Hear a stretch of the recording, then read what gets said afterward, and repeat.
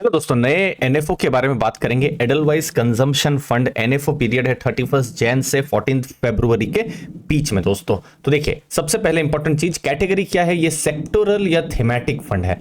Fund manager है mister ध्रुव भाटिया और mister Tridip Bhattacharya. Mister Bhattacharya CIO भी है, जो एडलवाइज का जो इक्विटी पार्ट जो है वो देखते हैं। कुछ दूसरे जो बड़े फंड्स हैं, for example Edelweiss multi cap fund या एडलवाइज फ्लेक्सी कैप फंड जैसे फंड्स को भी वो मैनेज करते हैं।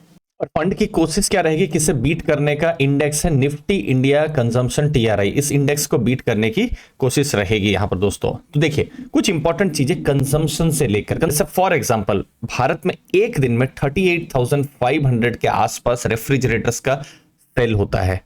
डोमेस्टिक पैसेंजर 8 लाख से ज्यादा एक दिन में ट्रैवल करते हैं दोस्तों।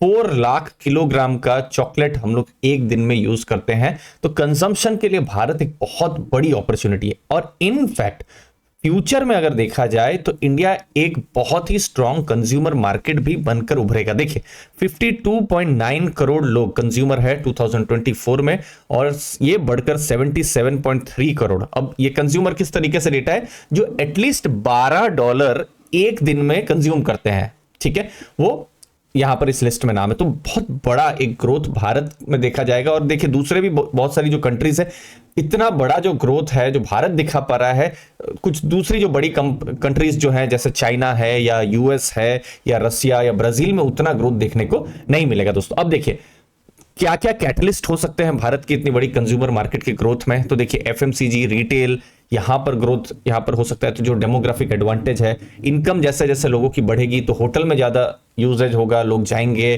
क्यूएसआर चेन्स के लिए ज्यादा फायदा होगा। अर्बनाइजेशन का एक ट्रेंड हमको देखने को मिल रहा है, रियल एस्टेट के लिए ज्यादा बेहतर है। फिर डिजिटलाइजेशन है, आजकल हम 5 मिनट 10 मिनट में बड़े शहरों में अगर आप हैं तो आप देख सकते हैं कि आपके घर में जो भी चीज आप मंगवा रहे हैं पहुंच जा रहा है। तो जो क्विक कॉमर्स ने भी चीजों को बहुत ही आसान कर दिया है दोस्तों। क्रेडिट अवेलेबिलिटी यहां पर बहुत ही ज्यादा हो गई है, इजी हो गई है। तो उससे जो कंज्यूमर ड्यूरेबल, फॉर एग्जांपल मुझे एक 50,000 का मान लीजिए एक फ्रिज खरीदना है, रेफ्रिजरेटर खरीदना है, लेकिन उसको 5 या 6 या एक साल के जो ईएमआई पर, और इनफैक्ट आजकल लो कॉस्ट ईएमआई भी आ रही है, तो ईएमआई पर हम लोग 5-5, 6-6, 7-7 हजार रुपया की ईएमआई पर हम खरीद सकते हैं। तो ये सब एग्जांपल आपको दे रहा हूं। प्रीमियमाइजेशन हो रहा है दोस्तों, जो ऑटो है, कार्स हैं, और ज्यादा बेहतर हम लेने की कोशिश कर रहे हैं। तो ये सब कुछ चीजें जो भारत में पिछले कुछ सालों में बदलाव आ रहा है। अब ये बहुत इंटरेस्टिंग डेटा है।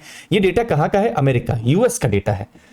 और किसी भी कंट्री के लिए जो पर कैपिटा इनकम जो है 2500, जैसे अभी भारत के केस में देखिए 2500 पर कैपिटा जो यूएस डॉलर जो इनकम पार हुई है। तो यूएस के केस में देखिए, ऐसी इनकम 3200 के आसपास की जो इनकम है 1960 में पार हुई थी, और 60 से 80 उनका जो इनकम जो था, हर इंसान की जो इनकम है वो $13,390 हो गई। और उससे क्या हुआ, कंजम्पशन भी जो है उसमें भी ग्रोथ देखने को मिला। सिमिलर भारत में भी ऐसा हो सकता है। अब देखिए, इतना हमने मेहनत किया इतने सालों में, अभी हमारे देश में $2,540 की इनकम है, ठीक है, और 2030 मतलब अगले 6 सालों में ये $5,000 इनकम यहां पहुंच जाएगी। तो इसका डायरेक्ट फायदा किसको मिलेगा, हाथ में ज्यादा पैसा रहेगा तो कंजम्पशन भी हम ज्यादा करने वाले हैं। हो सकता है हम बड़ी कार लें, फ्लाइट में और रेगुलर हम जाना शुरू करें, क्यूएसआर चेन्स में और ज्यादा यूजेज हम करें, तो इन कंपनियों को भी यहां पर फायदा मिलेगा दोस्तों। अब आते हैं, कंजम्पशन तो एक पार्ट हुआ, अब आते हैं फंड की तरफ, एडलवाइज कंजम्पशन फंड की तरफ। तो देखिए, फंड में किस तरीके के जो स्टॉक्स हैं या कंपनीज हैं वहां लेने की कोशिश रहेगी। ज्यादा से ज्यादा फोकस रहेगा मिड कैप और स्मॉल कैप की कंपनीज, जहां पर हाई ग्रोथ पोटेंशियल है और कुछ इनोवेटिव वो लेकर आ रहे हैं। दूसरी चीज है, क्वालिटी लीडर्स भी रहेंगे दोस्तों, जिनके पास मार्केट शेयर भी है और प्राइसिंग पावर भी है। तो हर टाइप की कंपनी रह रही है। तीसरी चीज, वैल्यू पिक्स भी रहेंगी, मतलब कोई महंगा कंपनी पोर्टफोलियो में ना आ जाए जिसके लिए आप ओवर पे कर रहे हैं। तो वैल्यू कंपनी जिसका स्ट्रॉन्ग फंडामेंटल्स हो, लेकिन मान लीजिए अभी कोई एक तकलीफ के माहौल से बिजनेस गुजर रहा हो और मार्केट उसको रिकॉग्नाइज नहीं कर रही हो और वो अभी अंडर वैल्यूड बन गया हो दोस्तों। अब इस पोर्टफोलियो में किस टाइप के कंपनीज रह सकती है, जैसे कोर कंजम्पशन जैसे हम आप ऑलमोस्ट रोज इसका यूज करते हैं। फॉर एग्जांपल एफएमसीजी, साबुन हुआ या फिर तेल हुआ, ये सब चीजें। फिर retail, pharma, consumer durables, for example jewellery या फिर रेफ्रिजरेटर, एसी वगैरह जैसी चीज आ गई। फिर इमर्जिंग कंजम्पशन, जो हमारी लाइफ में अभी वो चेंज आ रहा है, जैसे e commerce, digital consumption, health and wellness पर अभी बहुत ज्यादा अवेयरनेस आ गया है, प्रीमियमाइजेशन, तो ये सब चीजें इमर्जिंग कंजम्पशन है। फिर साइक्लिकल कंजम्पशन, इसका मतलब क्या है कि इकोनॉमी की किसी साइकिल या फिर किसी सेक्टर की कोई वो अच्छा साइकिल चल रहा हो तो वो अच्छा करेंगे। जैसे फॉर एग्जांपल ऑटो सेक्टर, जैसे लास्ट 2-3 साल में बहुत अच्छा है, लेकिन आप 2018-19 का पीरियड देखेंगे तो ऑटो सेक्टर थोड़ा सा डाउन चल रहा था, ठीक है। इनफैक्ट आप देखिए कोविड के बाद से होटल का कैसा अच्छा बिजनेस चल रहा है, लेकिन अगेन 2018 19 उस पीरियड में होटल्स उतना अच्छा नहीं कर रहे थे। तो यहां पर साइक्लिकल में क्या हो जाता है इंपॉर्टेंट, आपका एंट्री एग्जिट वो फिर फंड मैनेजर की स्किल पर बहुत कुछ डिपेंड होता है। तो पोर्टफोलियो में आपको कंसिस्टेंट कंपनी भी रहेंगी, एफएमसीजी या रिटेल, फार्मा एटसेट्रा। फिर जो कल का जो एक बहुत बड़ा जो डिसरप्टर्स बन सकते हैं, जो अभी डिसरप्ट कर रहे हैं, जैसे ई कॉमर्स हुआ, हेल्थ या वेलनेस, प्रीमियमाइजेशन टाइप की जो कैटेगरीज हैं, और साइक्लिकल जहां पर कुछ इंटरेस्टिंग नाम फंड मैनेजर्स अगर ऐड कर पाते हैं तो फिर एक इंटरेस्टिंग पोर्टफोलियो बन सकता है। अब जहां तक एडलवाइज म्यूचुअल फंड की बात है, फॉरेंसिक्स पर फोकस है, उनका एक्सेप्टेबल प्राइस, महंगा कुछ नहीं खरीदना है। फिर इन्वेस्टमेंट स्टाइल एग्नोस्टिक है, जैसे वैल्यू या ग्रोथ स्टाइल नहीं, उनका एक किस तरीके से कंपनीज हैं उन पर फोकस यहां पर रहेगा, रोबस्टनेस रहेगा दोस्तों।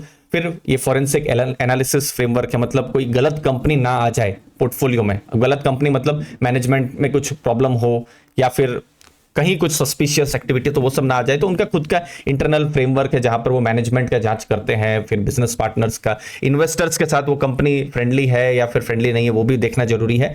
फिर फाइनेंशियल में कुछ गड़बड़ तो नहीं हो रही है, तो ये सब, तो ये उनका खुद का फ्रेमवर्क है, उसके बेसिस पर जो भी है अपने जो भी कंपनीज हैं उनका वो सिलेक्शन करते रहते हैं दोस्तों। फिर रोबस्टनेस की जहां तक बात आई तो वहां पर क्वालिटेटिव फैक्टर है, क्योंकि कंपनीज जो है जो बिजनेस वो स्केल कर सकती है कि नहीं, ग्रो कर रही है लेकिन सेक्टर से ज्यादा ग्रो कर रही है कि नहीं वो देखना है, और सबसे इंपॉर्टेंट कि मैनेजमेंट भी कैपेबल है या नहीं है। तो ये सब कुछ चीजें, तो ये क्वालिटेटिव चीजें हो गई, ये आप नंबर से बोल पाना मुश्किल है दोस्तों, ठीक है। ये सब फिर आपको अंदाजा लगाना पड़ता है। फिर क्वांटिटेटिव फैक्टर्स तो है ही कि एटलीस्ट कंपनी का कॉस्ट ऑफ कैपिटल से ज्यादा यहां पर बिजनेस ग्रोथ 5 साल का होना चाहिए। सेल्स, एबिटा, पैट जो है 5 साल का जो पैट है उससे ज्यादा यहां पर होना चाहिए, मतलब डी ग्रोथ नहीं होना चाहिए, हाई फ्री कैश फ्लो होना चाहिए। तो ये सब चीजों से जो फंड मैनेजर से पोर्टफोलियो में फिल्टर करेंगे और जो नई कंपनीज हैं अपने पोर्टफोलियो में वो इन्वेस्ट करेंगे। मिस्टर ध्रुव भाटिया फंड मैनेजर हैं और साथ में मिस्टर त्रिदीप भट्टाचार्य है, तो एक एक्सपीरियंस टीम हमको यहां पर देखने को मिल रही है दोस्तों। अब देखिए थोड़ा सा डिफरेंट जाते हैं, चूंकि हम कंजम्पशन की बात कर रहे हैं तो आपके लिए जानना जरूरी है कि ये किस टाइप की थीम है, तो उसके लिए मैं कंपेयर इसको किसके साथ कर रहा हूं, ये लेटेस्ट डेटा है तो हर महीने थोड़ा थोड़ा चेंज होता रहेगा, निफ्टी 500 टीआरआई के साथ। तो 5 साल का, अगेन हर महीने डेटा चेंज हो सकता है, तो अभी इस मोमेंट पर 5 साल का अगर आप निफ्टी 500 का रिटर्न देखें तो ये टोटल रिटर्न 19% का है, और कंजम्पशन इंडेक्स का अगर मैं 5 साल का रिटर्न देखूं तो 18.33% का देखने को मिल रहा है दोस्तों। मतलब थोड़ा सा कम है या फिर आप बराबर के आसपास आप मान सकते हैं। लेकिन कंजम्पशन इंडेक्स में थोड़ा जो इंटरेस्टिंग चीज क्या हो जा रही है, 5 साल का उनका, जैसे निफ्टी 500 का 5 साल का स्टैंडर्ड डिविएशन क्या है 18.55, इंडेक्स का कितना है 16.88, 1 ईयर का स्टैंडर्ड डिविएशन कितना है 13.66 और निफ्टी 500 का 14.92। अब देखिए मैं निफ्टी 500 के साथ ही क्यों कंपेयर कर रहा हूं, क्योंकि निफ्टी 500 में ब्रॉड बेस्ड सभी इंडेक्स आ जाते हैं। कंजम्पशन इंडेक्स में कुछ सेक्टर्स नहीं होंगे, फॉर एग्जांपल आईटी या फिर बैंक्स या फिर इंफ्रा कंपनीज नहीं रहेंगे। तो निफ्टी 500 और कंजम्पशन इंडेक्स अगर मैं रिटर्न देखूं लॉन्ग टर्म में लगभग बराबर है, लेकिन कंजम्पशन इंडेक्स जो है कम वोलाटाइल है, क्योंकि कंपनीज जो है बहुत सारी कोर कंपनीज हैं। अब कोर कंपनीज होने से क्या होता है, एक फायदा हो जाता है कि बिजनेस उनका स्टेबल रहता है, वोलाटाइल नहीं रहता है, साइक्लिकल बहुत कम रहता है। तो साइक्लिकल कंपनीज यहां पर कम देखने को मिलेगी, बट देखने को मिलेगी क्योंकि ऑटो सेक्टर है या होटल से थोड़ा बहुत है, बट मेजर आपको एफएमसीजी भी देखने को मिलेगा दोस्तों। तो वो भी चीज आपको ध्यान में रखना है। अब लास्ट में कुछ इंपॉर्टेंट चीजें, जो एडलवाइस अगर हम फंड हाउस की बात करें तो बड़े फंड हाउसेस में है, लगभग 1.5 लाख करोड़ से ज्यादा का AUM मैनेज करता है, टीम भी स्ट्रांग है। अब आपको क्या करना है, आपके एसेट एलोकेशन को देखना है, और इंपॉर्टेंट चीज क्या है, आपको अपना रिस्क एपेटाइट देखना है। अगर जैसे क्योंकि आपने देखिए लास्ट 2-3 महीने में मार्केट बहुत वोलेटाइल रही है, अगर वोलेटिलिटी से आपको थोड़ा फर्क पड़ता है, आप कंफर्टेबल नहीं है, तो फिर आपके लिए एक्चुअली में एडलवाइज कंजम्पशन तो छोड़ी, शायद इक्विटी मार्केट ही बहुत ज्यादा ठीक नहीं है, तो फिर तो आपको शायद हाइब्रिड्स या फिर डेट फंड से शुरुआत करनी चाहिए। लेकिन यस, अगर आपको वोलेटिलिटी से बहुत फर्क नहीं पड़ता है, आप हाई रिस्क ले सकते हैं, लॉन्ग टर्म का आपके पास पेशेंस है, तो फिर फर्दर स्टडी कर सकते हैं। लास्ट में कुछ इंपॉर्टेंट चीजें, चूंकि कंजम्पशन फंड है और हमने देखा कि जो कंजम्पशन का इंडेक्स है उसका स्टैंडर्ड डेविएशन कम है, तो ये जो थीम है इसकी वोलेटिलिटी कम है, तो मार्केट में जो उतार चढ़ाव होते रहते हैं यहाँ कम होगा, ठीक है। दूसरी चीज है जो कि अगेन आपको समझनी है, क्योंकि यहां पर आपको ब्रॉड बेस सभी सेक्टर का एक्सपोजर नहीं मिल रहा है, ठीक है।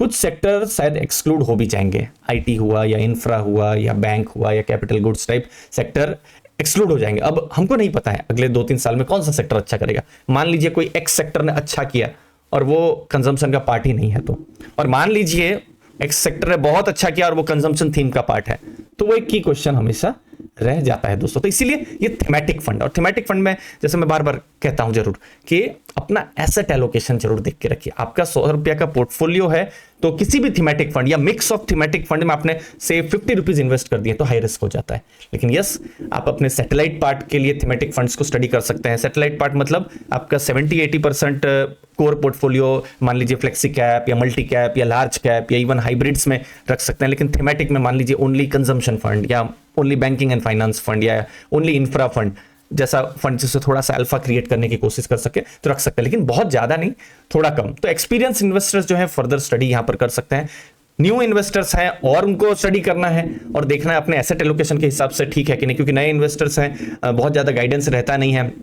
कोई भी एनएफओ या कहीं से भी कुछ सुना होता है तो वो जो है जो भी एनएफओ होगा या फिर कोई भी फंड को वो फिर ले लेते हैं सुन के या कुछ भी करके, तो वो फिर सही अप्रोच नहीं है। अपना एसेट एलोकेशन देखिए, अपना गोल्स देखिए कि आपके गोल के हिसाब से क्या फंड आपके लिए ठीक बैठ रहा है या नहीं बैठ रहा है। दोस्तों अपने वेट को जरूर देखिए, आपका जो पोर्टफोलियो है उसमें सैटेलाइट पार्ट तक कोई भी कंजम्पशन फंड रहे या फिर बैंकिंग फंड या फिर थीमेटिक फंड रहे तो ज्यादा बेहतर है। दोस्तों लास्ट में दोस्तों हम गोल बेस्ड इन्वेस्टिंग पर फोकस करते हैं और म्यूचुअल फंड्स के जरिए आप अपने गोल को पा सकते हैं, ऐसा मेरा मानना है, और उसके लिए रेगुलर गाइडेंस की जरूरत है। यहाँ पर मैं आपकी हेल्प कर सकता हूँ। मेरा नाम दीपक है, मैं एमफी रजिस्टर्ड हूँ और चार्टर्ड फाइनेंशियल गोल प्लानर भी हूँ। पास्ट में मैं एक्स वेल्थ मैनेजर और बैंकर रह चुका हूँ। एचडीएफसी बैंक, आनंद राठी, एलारा कैपिटल जैसी बड़ी संस्थाओं में मैंने काम किया है। बहुत सारे क्लाइंट्स को मैंने पास्ट में भी गाइडेंस प्रोवाइड किया है और अभी भी बहुत सारे क्लाइंट्स मेरे साथ जुड़े हुए हैं, उनको मैं गाइडेंस प्रोवाइड कर रहा हूं। तो हम यहां पर एक free personalised mutual fund consultation plan कर सकते हैं और उसकी जो लिंक है वो गूगल फॉर्म है, उसकी लिंक मैंने डिस्क्रिप्शन बॉक्स में दी हुई है। आप गूगल फॉर्म को भरेंगे और हम लोग यहां पर पोर्टफोलियो डिस्कशन कर सकते हैं। आपके गोल्स के ऊपर हम डिस्कशन कर सकते हैं।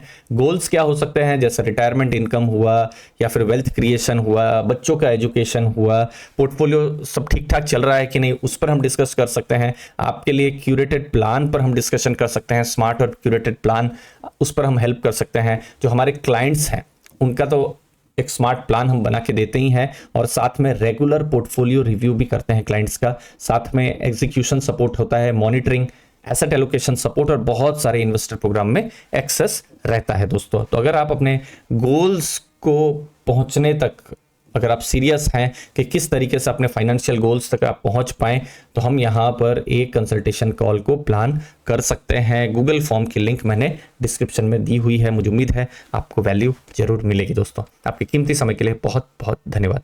थैंक यू दोस्तों।